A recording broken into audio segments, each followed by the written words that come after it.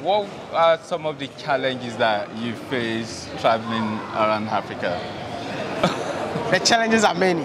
Okay, Let's start with just of time. applying for visa before you travel. I mean, within Africa. Yeah.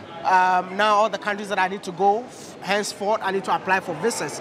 And even the visa should at least be $30 to $50. We have visa that costs $250. Oh, wow, that's a lot. I mean, the last time I went to Congo, I had to pay $250 and we were 3.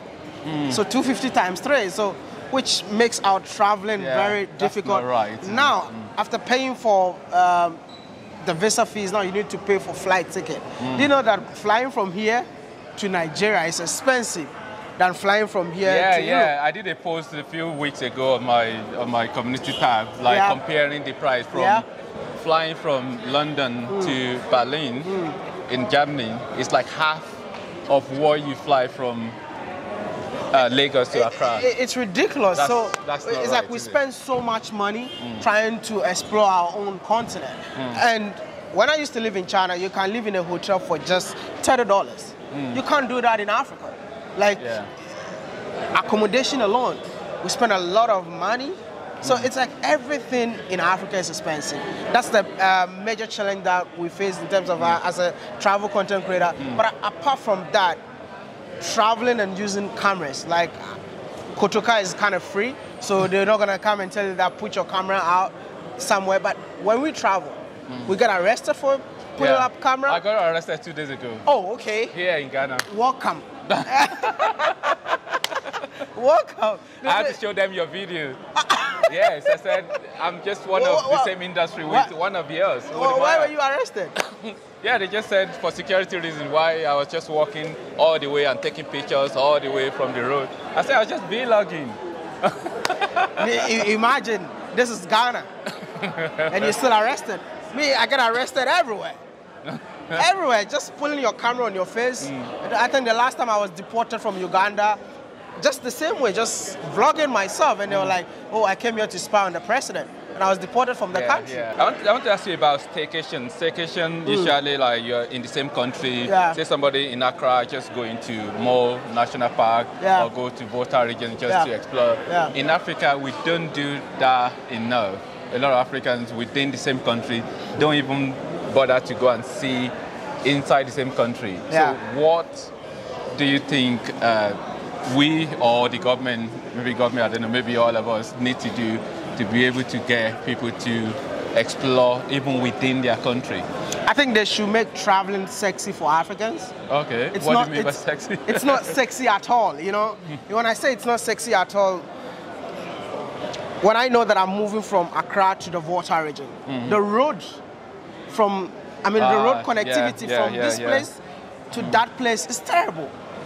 How will I just wake up knowing that I need to sit in a car for 3 hours on a pothole road? It's not sexy, right? Now, when you get there, you realize that the market is not for you as a local Ghanaian living in Ghana.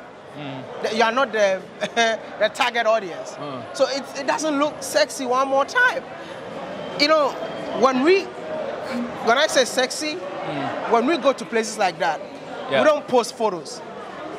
But we rather, when I land in Dubai today, I need to let my whole family members, even those in the village, knows that I went to Dubai. So we need to make it look sexy. I travel within my own country, and this is how beautiful it looks like. Because there's so many hidden gems in the country that personally I don't even know. When I see people posting photos, I'm like, I also want to go there. So this is how it's supposed to be. We should encourage more young Africans to make traveling in Africa more sexy. I think I watched you interview Genevieve. Genevieve, See, I watch your videos, I put one of your section of your with Miss Trudy. So you see someone like Genevieve moving from one African country, going to Europe. Like if you're a young African sitting back, her story should be able to inspire you. And this is what I'm talking about. We should make it more sexy among the youth for them to have some pride traveling within their own countries than even going to Europe and Dubai and the rest. Man. Right. That's great. But forget about the government. They don't care. Okay. But let's just assume Wode Maya has been invited to the African Union to come and talk about the challenges of facing tourism and travel industry of Africa? Or Wode Maya, can you suggest some of the, give us some advice? One thing, it's just one thing. You should make Africa borderless for Africans. Right, okay. You live in Europe? Borderless. Yes. You travel everywhere. Yeah, just get my passport. Train. Just go. You just move. You know, I'm actually going to Europe on the 15th with Schengen visa. And right.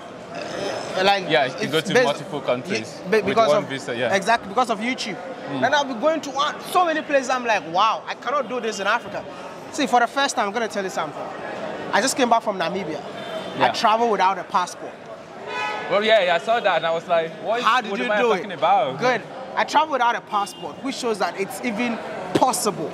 All I did was, it was an invitation from the Namibian government, and they said, you know what, my passport is at the UK High Commission because I was going to the UK, so I couldn't get my passport back. So I spoke to them and they're like, we're going to make it happen. Believe me, I was just walking like, trotro, you're taking a public transport from one country to another. And when I got there, I'm like, wow.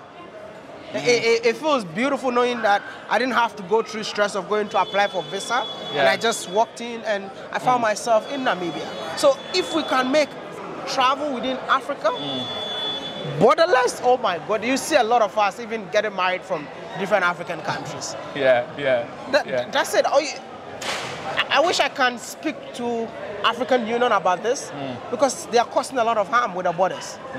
Causing a lot of harm, and it's time. Artificial border drawn by. Let's not go to that. Let's not go to that area. So Wode Maya is obviously a brand.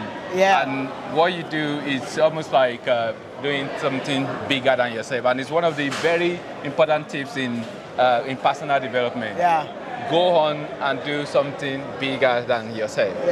So what does it feel like to be doing something that is bigger than yourself, and you are still like doing it, enjoying it, and also inspiring a lot of other people?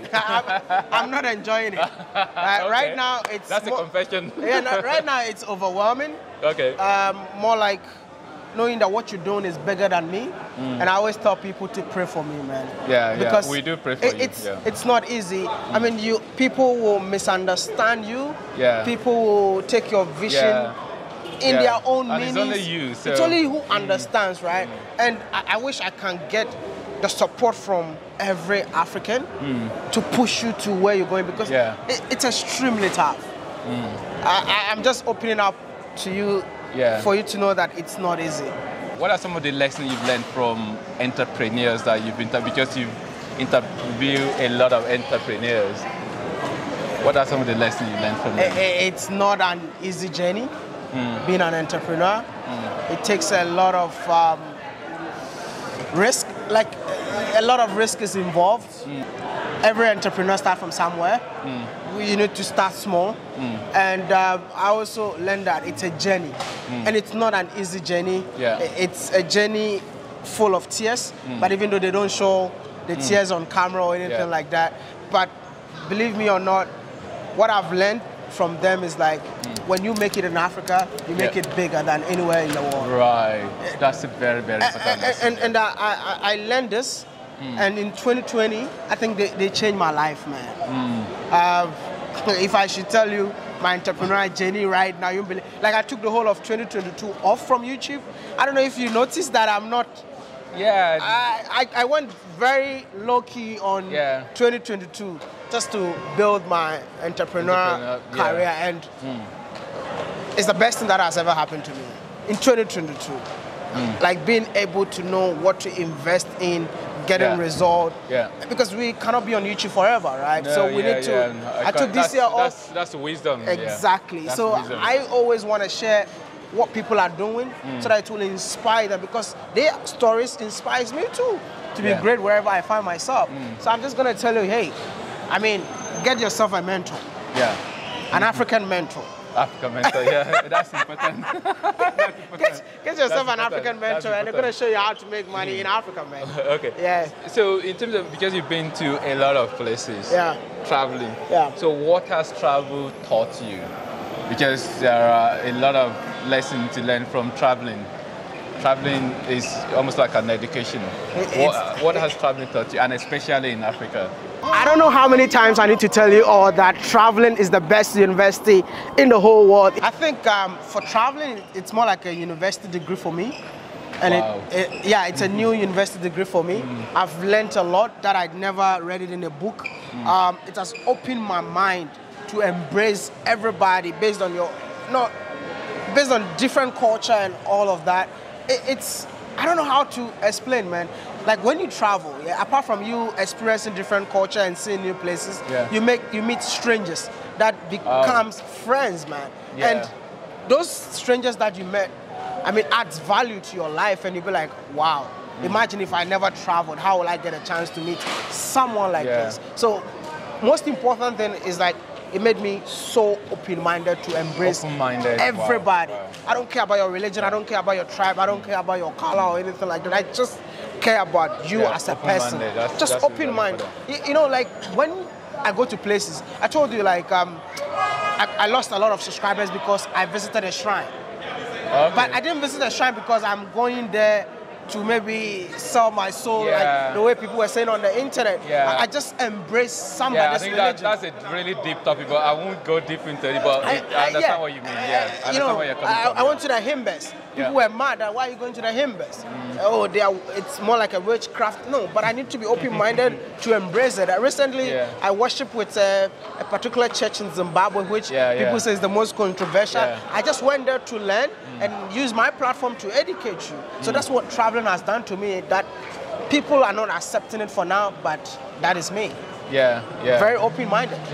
So you've been to a lot of places in Africa. Maybe it might be difficult for you to just say, oh, mention a particular name, but maybe a country. Which holiday resorts or tourist attraction in Africa have you been that, wow, look at this. This is, so you might not really necessarily need to mention the location. If you want to, you can. I want to mention the location. Okay, but